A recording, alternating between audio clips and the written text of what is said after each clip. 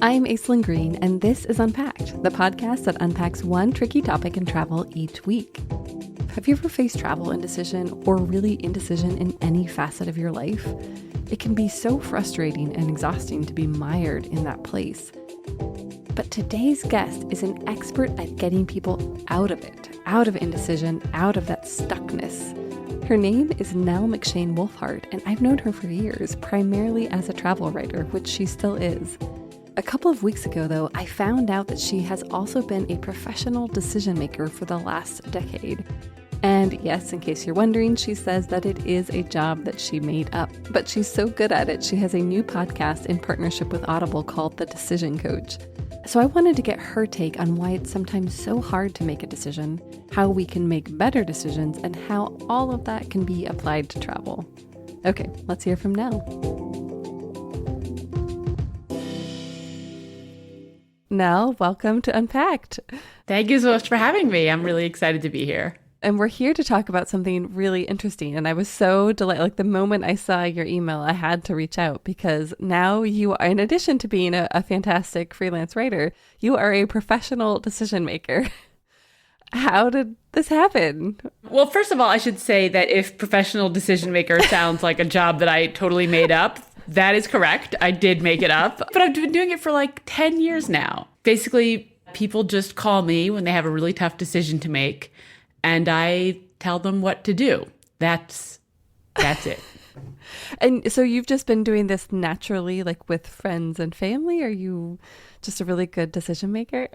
I've always been a good decision maker and just sort of like a professional bossy boots. I love giving advice. I have that kind of fixer brain. Like if someone starts telling me about a problem they have, like I cannot help it. I can see what they should do. And I start telling them. And eventually my friends and family were just like, shut up. And someone suggested like, maybe there's people who actually want this advice and would pay for it. And it turns out that that's true. You know, people struggle so much with decision making, and sometimes just having like a total stranger, a completely neutral third party to weigh in on what you should do, it just helps them like get unstuck and then they can move on with their lives. I think it's so true. And especially when it comes to big things or even small things. So what have you seen since you've started your business? Okay, so I've been doing this since 2013. So it's really run the gamut. A lot of them are sometimes similar, like a really high proportion of people deciding between living in New York and living in LA. Oh. Those two cities, for some reason, come up a lot. That's so funny. Job offers. Should I take this job offer? Career changes are a big one. Like, you know, should I keep doing what I'm doing or try something totally different? Should I have a baby? Also popular choice. Interesting. Should I get divorced? Also something that people come to me for advice on. And then there's stuff that's like, it's much more, I think, seemingly insignificant, but people get really stuck on it. One woman called me to help her decide what color to paint her living room. And someone else wanted to know whether or not they should get a tattoo removed. Interesting. So it's a real spectrum. It is a real spectrum. How do you approach these? Because they are so different. There's a lot of different emotional weight in there. So how do you begin the process? There is a lot of emotional weight in there, but what they all have in common is that they've been taking a really long time to make the decision. And they've just like, they're usually kind of at the point where they're like spiraling. And, you know, the woman who needed help deciding what color to paint the living room, like her house had a fire and they were like, had to redecorate everything. So she was just like decisioned out. And this one, for some reason, was just like, she just couldn't make this one final decision because she'd been making so many decisions. And when it comes to something like, should I have a baby or should I have a second baby? Or, you know, should I move to a new city or should I take this job offer? Like the decision-making process is more or less the same. Like there's more emotional impact, but the thing that they have in common is that these people are really stuck and that they need to take some kind of action. And, you know, it almost doesn't matter sometimes what the action is as long as they do something. So I help them do that. Why do you think people get stuck? I think that there are two kinds of people. There are the chronically indecisive people who are like, they don't know what to wear in the morning. They don't know what to have for dinner at night. And I think we're all that person at some point. But I would say that more of my clients are actually high achieving type A kind of personalities. And for some reason that I have not been able to figure out, and I wish I could, every once in a while, even these high achievers come across some decision that they just get bogged down in, and they just need someone to like pull them out of the swamp of indecision and set them on their way. And then they go off and they take action on that decision, and I never hear from them again because they're doing fine. But there are those two kinds of decisions, and the chronically indecisive people just need to make a lot more faster decisions. But the people who get stuck on one big decision, like they just need some temporary help and then they're fine. Yeah, I know some chronically indecisive people, and it is a tough place to be in because it's like everything that you come across is a minefield. Oh, it's awful. I mean, I really feel for those people, and I'm always trying to like load them down with decision-making advice when we do a session because I want to help them like in the future just to make faster decisions, more decisions, because like it's just such a waste of time. Do you think it's because for those folks, and maybe it depends, that it's almost like they don't want to close any doors in their life, and so if they make a decision, then automatically you're closing another pathway? Exactly. They don't want to close any doors, and it's really it's just a fear of regret. Like the decision-making business is just the regret minimization business. Nobody ever wants that really uncomfortable feeling of like, oh no, I should have done this other thing. And that for some people, that is just paralyzing.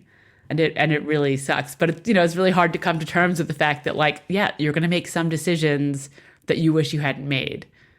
But I think like the thing that I think people regret the most is the hours, days, weeks, months, years that they spend deciding. And why do you think it's so easy to either make a bad decision or to sit within that indecision?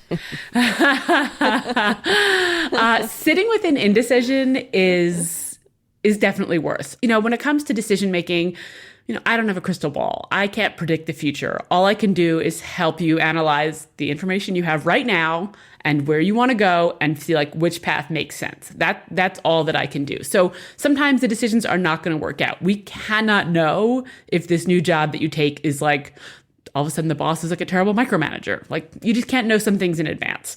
So I wouldn't say that there are no bad decisions. There are definitely some bad decisions, but like really, if you just make the best choice you can with the information you have at the time, like that's as good as it gets. No decision is really the worst for me because, again, like I said, this waste of time and sort of energy and brain space that making these decisions takes up, like you could be doing so much more with that. But I think, like you said, it's like the fear of regret. It's the fear of making a bad choice. It's the fear of feeling bad later. It's a fear of saying goodbye to something that's good. Actually, I just wrote a newsletter about this, like how to say no to good things, because sometimes when you're making a choice, both of them have pros and cons, and choosing one thing means saying goodbye to the pros of the thing you didn't choose. Sometimes you have to give up something good to get something great. How can we get better at making good decisions? First of all, I think it's important to get faster at making decisions. I would say that in general, people should think about how long they think they need to make a decision and then cut that time in half. This tends to scare people because they don't want to think they left any avenue unexplored. They need to do more research, but the quality of the decision will almost never suffer because you took less time to make it, and then you get all that time back. And I just think, testing things out is so much more useful if you're trying to decide, like, should I start a side hustle or something? You could spend 6 months thinking about it, or you could just start it. And 6 months from now, you will know whether or not you want to do a side hustle. Like you will have real tangible data. It's just so much more useful to take action than to deliberate and deliberate and deliberate. Yes. How much do you think that the gut is involved in decision making? And how much do you bring that into your work? I think the conflict with decision making is that people think they should be making entirely logical decisions and, good on paper decisions. But the truth, at least what I've found in my decade of doing this, is that people are always going to do what they want to do, like deep down inside them. And my only job is to like figure out what it is they actually want and then just like write them a permission slip and say, it's okay to go do that thing. Because most of the time it is. Mostly, what we call gut, I guess that could have like a bunch of different meanings.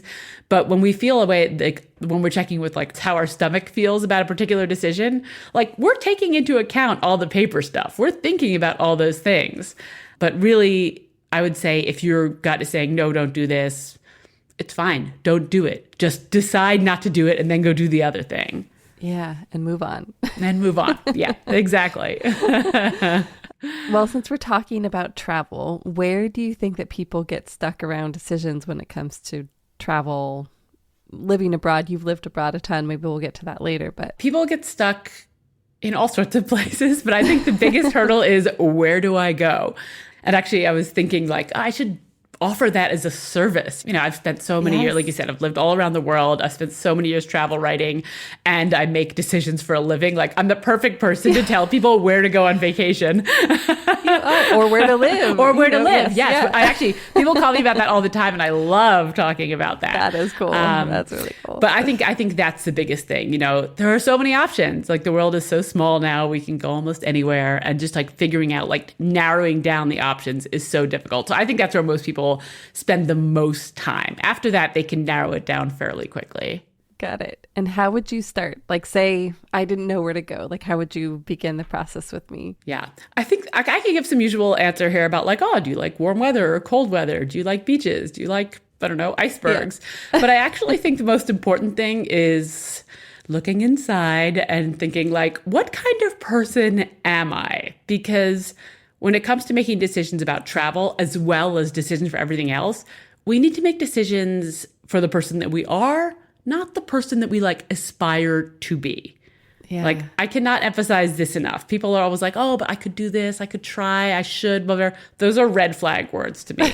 When it comes to like choosing a vacation spot, like if you're the kind of person who does not like crowds and waiting in line, you are not going to magically enjoy those things just because you're in Rome. You think about the things you like to do in your everyday life and the things that like make you really uncomfortable. And you could cross off a lot of places by just thinking about, when I go somewhere, like I don't like to be in a super crowded place or a place where a lot of other people are going. I like to spend time outside every day.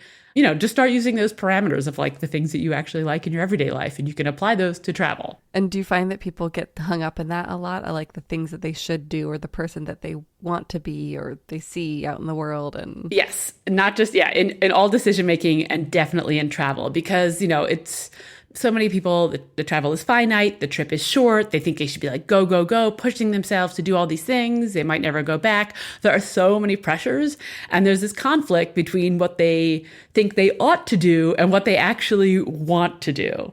And people really struggle with that. I was just talking to a friend of mine who said when she goes to a new place, a new city, like she likes to go to the Natural History Museum, if there is one, and the secondhand stores. And I was like, amazing. That's what she does here. Like, that's great. That's like, those are two things you could do in every city. They're things that that you like, but you're doing them in a new place. Like, to me, that seemed like a perfect sort of parameter to establish for yourself. Like, what do you like doing on a Saturday in your own town? Just go do that, in Addis or wherever. It's so funny that we don't just naturally do that, because this is usually precious time off, right? Like, this is time that we are spending to go somewhere to theoretically enjoy ourselves and to relax and, to learn about the place. But then we add all the shoulds, and people are drowning in shoulds. And I think that's like, it's fine to have some shoulds. Like, there are some things you don't want to miss, but I think people put way more of that stuff on their list than they ought to. And it really sucks some of the joy out of your trip and out of your vacation. But again, you have to think about the sort of person you are. Are you the sort of person who gets up at 5:30 a.m. every day and has a to-do list and does all their chores and does all their hobbies and does their work and then like goes to bed at 7? Like, okay, you probably want to pack an itinerary full of stuff. Good for you. Go for it. God bless. But if you're somebody who like gets up at around 9 or 10 and enjoys a leisurely coffee and, moving around a little bit and, not hurrying to get to a dinner reservation, like, you could do that anywhere and still have a great time.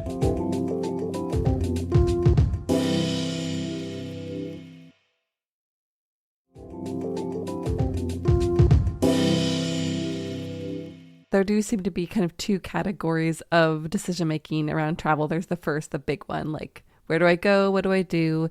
And then there's the ones that you actually make in the day-to-day on your trip. And do you have any advice or do you approach those differently? Do you have advice for people in terms of looking at those Well, you have a lot less time for the second than you do for the first, which I think, of course, is a good thing. Like, you have to decide right now, are you going to go to this museum or are you going to have coffee and cake in this cute little cafe? I think most people are pretty good at making those decisions on the fly. But I do have an idea for people who often feel caught between all the options when they are somewhere. I would suggest that I'm a big fan of like making decisions in advance, like deciding and then not deciding. So before you go on the trip, I love the idea of coming up with just like a theme for your trip. You know, people are big on like my theme or my word for 2024 or whatever. Yeah. I don't do so much of that, but I think that like if you can think of your trip like as, okay, how do I want to feel the end of the trip? Is this trip about exploration? Is it about discovery? Is it about relaxation? Is it about comfort? If you can pick that word or that theme before you get on the plane or the train or the tram, then when you're faced with those decisions in the moment, you can just go back to that word. Like, which one of these fits in with my vacation theme? Which one of these is more in alignment with my vision for the vacation? And then you can just make all the decisions according to that rubric. It seems like it would also cut down on, we didn't talk about it earlier, but decision fatigue. And especially when you're in a new place and you're maybe hit with a lot of new sensory overload. Do you think decision fatigue is like a real thing? Oh my God, absolutely. I remember I was living in Vietnam for a while, and some friends had come to visit. They've been traveling all around Asia, and they were hanging out with me and my friends. And one of them said, God, it's just so nice to have somebody else to decide where we're going for dinner. It's just like, the two of them had been backpacking for months and months, and every day it was like, I don't know, where are we going to have dinner? And like, what do you think? And what about this? And just being able to like delegate some of those decisions. Yeah, the decision fatigue is absolutely real. So if you can narrow down your options and just think, oh, this one is my theme. This one goes with my theme of discovery, or this one goes with my theme of comfort. Like, it's so much easier. And maybe giving ourselves permission to get things wrong sometimes. I don't mean wrong, but like, I think because of the way that travel is shared on social media and online, like it's so easy to feel like everything should be the absolute perfect thing. And maybe it's okay if you just decide to walk by a bistro that you've never heard of and walk in because it smells good or the sign is cute or whatever. Yeah. Yes. I mean, I really think that goes back to like, what kind of a person are you? Because if you're somebody who is a planner and has everything like lined up ahead of time, there's restaurant reservations for every night. Like, I'm going on a trip with my partner's family to Yellowstone in August, and his family has already made dinner reservations and rafting reservations and hotel reservations for a trip that's not happening until August. And like, that is not how I do things. But like, great. If that's what gives them comfort, like, yes. I'm just going along. I'm a passenger. That's wonderful. But if you're the kind of person for whom that is stressful and feels like obligation, and now I'm going to rush to make this reservation when I'm having such a lovely time sipping this wine, looking at the river, like, it really needs to go back to what kind of person you are. And of course, the biggest decision also is like who you're traveling with, and are those people on the same wavelength or not? I think that's very important. Do you have any advice for choosing your travel mates well? Oh, I think that's a really hard one. If you're at the stage where someone is like, let's go on a trip together, you probably know them reasonably well. And so you should definitely like not respond at once.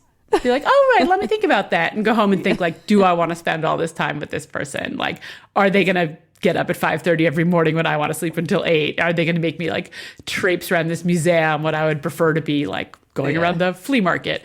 But yeah, I think maybe an easy way to do that would be like, sure, like, let's think about Paris. Like, why don't you give me an idea of what your perfect day would be like? And I'll tell you about mine. And see if they overlap even a little bit. And then I think it should be pretty clear to both of you, like, we should travel together or not. Yeah. Or maybe we should just meet up in the city. We'll have separate trips and we'll have dinner together. That's actually a great idea. Like, we're both going to go to Paris at the same time. Yeah. We'll have like 2 dinners together. Yeah. I love it. Well, I feel like one of the things that happens that can be tough is when things go wrong on a trip. It can be you run into, I don't know, you get sick, your hotel reservation falls through, then you have to make a decision on the fly. Do you have any tips for those uncomfortable moments? I mean, I feel like in those situations, our options are sometimes all bad, or like there's not really that many choices. And so it doesn't really matter what you do.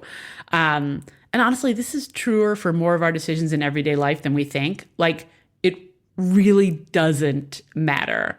In my decision-making sessions, I ask people to think a little bit about their values ahead of time, not like religious values or moral values, just like the things that they make them happy in everyday life, whether that's control over your own time and schedule, or financial security, or recognition for your work, or time to walk your dog every day, or whatever. So I think if you have a little bit of a sense of like what your values are for the trip, like maybe saving money is like your number one thing. You want to do everything on a budget. If you know that about yourself, like you can make the decisions that are going to be the cheapest, even if they maybe take more time or more effort or whatever. I think it would behoove everyone to think a little bit about those values, their own values, just in general, but definitely before a trip. I love it. Do you have any examples of decisions that you've made while traveling or to travel that you were happy with, or maybe about moving to a new place? Like how do you go about making that decision? I will say that I've lived in Saigon, I lived in Colombo in Sri Lanka, I lived in Seoul in Korea, and all three of those places I was just like, that seems nice. All right. Off I go. My last two moves to Uruguay and to Switzerland, where I live now, have been because my partners work. I can tell people what to do from anywhere, so it's fine for me to be here. But those decisions were based on, to be perfectly honest, like the food. Hey. Good food is one of my top values. So like those places are all like, oh my God, the food will be amazing.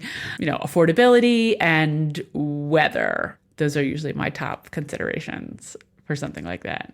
And it sounds like you don't get too hung up on it being anything. Like you don't seem to have a lot of expectations. You're like, okay, they seem to have some of the things that I'm interested in. Let's give it a shot and see how it goes. I mean, I think that's something that is definitely true for me, maybe more so in the past when I was younger. But I really do, I just believe so strongly in the fact that almost every decision is reversible. And if you move somewhere and you don't like it, you can usually leave. Or, if for financial reasons you can't, okay, make a point of like saving your escape money before you go. Yeah. And then if you don't like it, just leave. Like you can change your mind. People stay stuck in locations they don't like, in jobs they don't like, in relationships they don't like, knowing that they should go, but not managing to do it for just so long. So I'm a big fan of the, you don't have to call it quitting. You can call it pivoting, or as a friend of mine said, quivoting, and just do something else entirely. I love it. I love that so much. Yeah, because I think the stick-with-itiveness, that seems to be a cultural value, at least in the United States, and it doesn't behoove us always. It really doesn't. Like so many people should quit things way before they quit. Big quitting fan over here, for sure. Okay, I love it. Well, we do have 2 listener questions for you. I'm going to read the first one. This is from Christina. She says, it's my mother's 70th birthday this year, and she and my sister want to take a big trip to Scandinavia.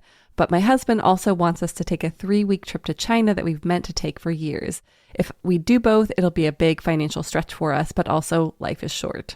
What should I do? I mean, if you can do both trips without like inconveniencing yourself hugely financially, like if you could make it work, life is short. You should do both of those trips. But if you have to pick one, I would say that, those 0 birthdays, they only come around every 10 years. And if you enjoy spending time with your mother and your sister, like it would be a gift to go on that trip, I think, and you could do China the next year.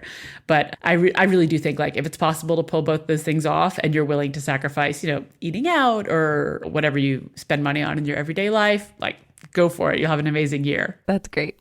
I mean, it sounds like also, I'm just reading into this question, but it kind of seems like she also knows what she wants to do and is looking for permission to do it. That is a surprising number of my clients. Like they might not know that they know what they want to do, but they do know what they want to do. And like, that's my only job is to like yank it out of them. Yeah. Well, the second one might be a little trickier to answer because this is from Inez and she is not with us. But in the newsletter where I asked for questions, I mentioned your tattoo example. And she says, you mentioned tattoos and I've always wanted to get one while I'm traveling. I'm 39 and I don't have any. She said, A, is this crazy at my age? And B, how do you figure out if a tattoo artist is right for you, especially in a foreign country? And if I don't know what I want, where do I begin? All right. Well, I don't know much about tattoos, but I do know that you are not too old for a tattoo. That virtually, I mean, no one is too old for anything ever, I guess. I feel you should do what you want. Like there's literally no age-related downside to getting a tattoo at 39. And in fact, I think about like the tattoos I wanted to get when I was 20, and like, thank God I did not get those tattoos. Like getting tattoos as a young idiot is so dumb. So I think yes, like embrace yourself. It could be a 40th birthday present to yourself. That could be super fun.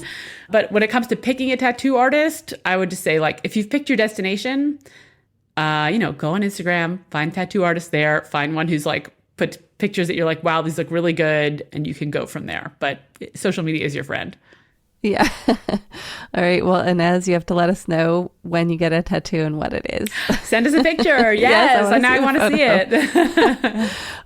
One of my friends at 19, he got a tattoo of the Superman logo on his chest. And we're not in touch now. And I've always wondered, like, did you get that removed? Is that still there? Because that's a pretty specific. Yeah. Yes, I think waiting till 39 or 40 is smart. No Superman logos. Or you really know that that's what you've always wanted. Yeah, exactly. Like you're really committed to it. You know that you're always going to love Superman. Yeah, no, I'm with you. I mean, one of my aunts just got her first tattoo at the age of I think 61. And then recently she got another one, and they look great and she feels great. And yeah, truly never too old. Cool. Well, I would love to hear a little bit more about your podcast. Would you mind sharing a few details about that? I would love to talk about my podcast. I made this in partnership with Audible. It took basically a whole year to make, which I did not expect. Podcasting is complicated, huge amount of work. But it's called The Decision Coach, and it's available on Audible, Apple Podcasts, Spotify, wherever you get podcasts. And it's basically just like a condensed version of my sessions. There's 6 episodes. In each episode, I coach a person who's trying to make a big decision. We have somebody deciding whether or not to drop out of college, somebody deciding whether or not to move from Australia to LA to pursue his dream of becoming an actor, a woman deciding whether or not to leave a sexless marriage. And in each one of these episodes, I coach them to making this big decision. And there's tons of actionable tips for decision making in your own life along the way. And, I think they're pretty useful and also fun to listen to. Yeah, for sure. We'll link to that in the show notes as well. And you had mentioned a newsletter. Is that a good place for listeners to find you? Yeah, absolutely. You can find me at decisioncoach.com, and you can sign up for my newsletter. Then comes out every couple of weeks. There's just decision-making tips and suggestions and examples and things like that. Awesome. Well, Nell, thank you so much for being here. This has been a real treat. Thank you so much for having me, and a real pleasure to see you. Yeah. That was Nell, the professional decision coach. Christina and Inez, please let us know what you wind up deciding to do, and photos are always welcome. As I mentioned, I'll link to Nell's podcast, her websites, and social handles in our show notes, and we will see you next week. Ready for more unpacking? Visit afar.com and be sure to follow us on Instagram and X. We are at Afar Media. If you enjoyed today's exploration, I hope you'll come back for more great stories. Subscribing always makes that easy. And be sure to rate and review the show on your favorite podcast platforms. It helps other travelers find it. And if you ever want to ask a question or suggest a topic for coverage, you can reach out to us at afar.com/feedback or email us at unpacked@afar.com. This has been Unpacked, a production of Afar Media. The podcast is produced by Aislinn Green and Nikki Galteland. Music composition by Chris Collin. And remember, the world is complicated. We're here to help you unpack it. And it comes back to that permission slip. Do you actually legitimately write something for people? I would love it if No. It's a metaphor. Although I have been tempted, I have offered to do it for people. Do you want me to send you an email right now? Yeah, you could do a little certificate. I could put one up on Canva and send it to people. That's actually not a bad idea. Maybe I should.